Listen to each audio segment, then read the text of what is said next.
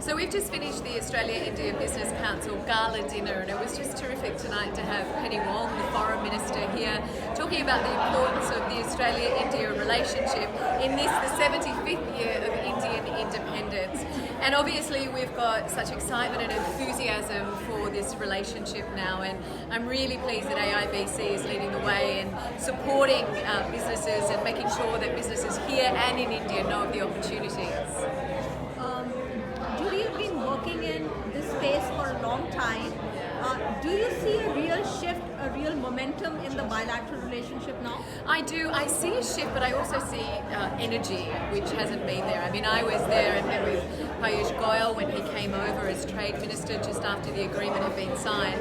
And, there was a genuine enthusiasm and energy that he was projecting about the potential of this ECTA.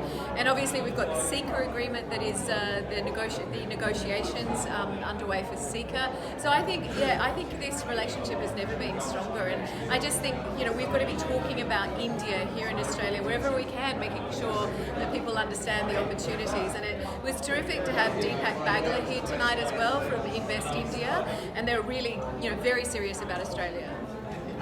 Jodi, also talking about the Indian-Australian community here, how important a role do you think they have played in fostering this relationship? Yeah, I would like to see the Indian-Australian community used more by government in this relationship. I think we've heard them described as the living bridge. I think Prime Minister Modi used that term. In Peter Varghese report, he talks about the economic, the political and the people. I think we've done really well on the economic, I think we've done well on the political, but we still have some way to go on the people, and there is just so much potential there for us if we can leverage the power of our Indian-Australian community. You've got to remember that our Indian-Australian community is the third largest diaspora in this multicultural Australia. They're the fastest growing diaspora. They have just so much to offer.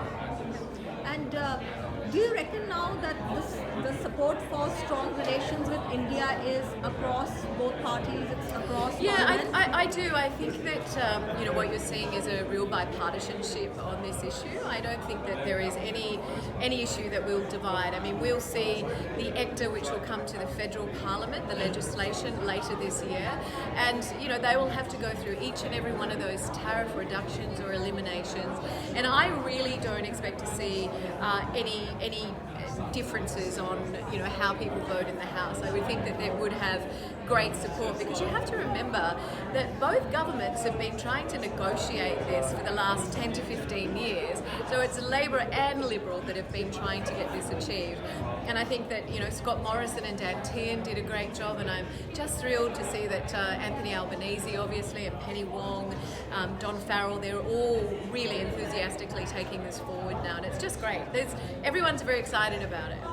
And lastly, Jodi, you're wearing a beautiful sari. Tell us a bit about how you got into wearing saris and any story attached to this sari. Yeah, so this is a sari that I actually bought in Chennai when I was there.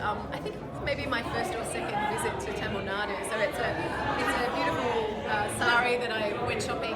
But see, the problem is when I walk into a sari shop, I get very, very excited about every single sari.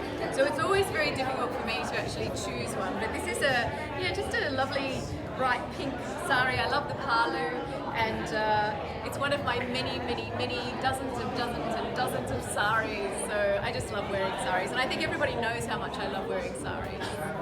Jodi McKay, thank you so much for taking time. Thank you, Parnavi. It's always really good to talk to you.